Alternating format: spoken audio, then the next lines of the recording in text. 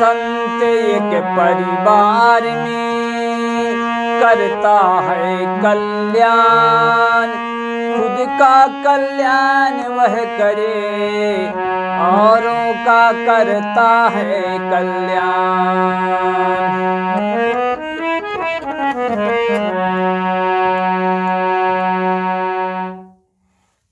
प्रिय सज्जनों, साधु मत, वेद शास्त्रों की मत के आधार पर अगर देखा जाए तो यही कहा गया है कि एक परिवार में अगर एक संत हो जाए तो उस परिवार को, उस गांव को, उस समाज को बहुत बड़ी लाभ मिलती है। जैसा कि अगर एक परिवार में एक संत है तो हमेशा परिवार का कल्याण ही चाहेगा, देश का कल्याण चाहेगा, गांव का कल्याण ही चाहेगा। प्रिय सज्जनों, जैसा कि संत के भेष में ही संत रहना कोई ज़रूरी नहीं है। व्यक्ति अगर चाहे तो संत के भेष में ना रहे, साधारण भेष में रहे, फिर भी वह संत परिवार गृहस्थ के अंदर भी रह सकता है। हालांकि बहुत लोग ऐसे होते हैं कि जो गृहस्थ जीवन को त्याग देते हैं, परिवार त्याग देते हैं और सब त्याग कर भगवान के भजन में निकल जाते हैं, दुनिया में भ्रमण करते रहते हैं, परमात्मा की भजन करते हैं। वो भी ठीक है उनके लिए, अगर उनका विचार ऐसा ही है तो ठीक है।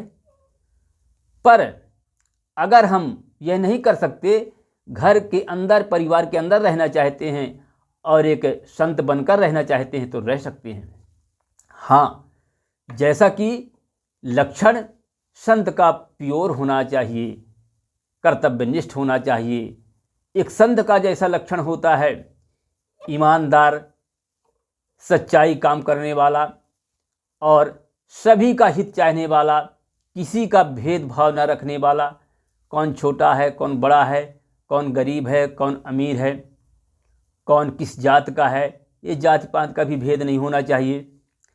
और समय समय से भगवान का भजन करना चाहिए, अपने गृहस्थी का काम भी करना चाहिए। अगर आपके विचार में या हमारे विचार में और कर्म में एक संत का प्योर लक्षण है तो हम संत ही कहलाएंगे। ऐसे बहुत संत हैं दुनिया में, संसार में, जो रहते तो गृहस्थी में हैं और दिखने में भी वो लगते हैं कि कोई किसान है या कि फिर कोई गृहस्थी में रहने वाला व्यक्ति है, कोई पढ़ा लिखा समझदार व्यक्ति है, लेकिन कोई वेशभूषा उनकी नहीं होती, पीताम्बर, माला, फूल पहनना ये नहीं रहता, फिर भी वो संत ही रहते हैं। और क्योंकि उनके अंदर जो उनका कार्यशैली है, जो उनका विचार है, जो उनका कर्तव्य है, वो एक सही संत का भरा होता है। कूट कूट के संतों की भावना भरी होती है और वो ऐसा करते भी हैं। तो वो ऐसे लोग कोई एक संत से कम नहीं हैं। प्रिय सज्जनों, हमें अपने जीवन में एक संत का लक्षण जरूर उतारना चाहिए, संतों की वाणी जरूर सुननी चाहिए।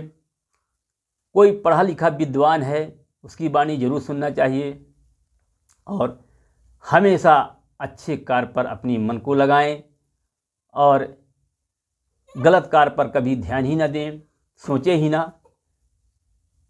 हम जैसा संगत करेंगे वैसा बुद्धि जरूर होगा।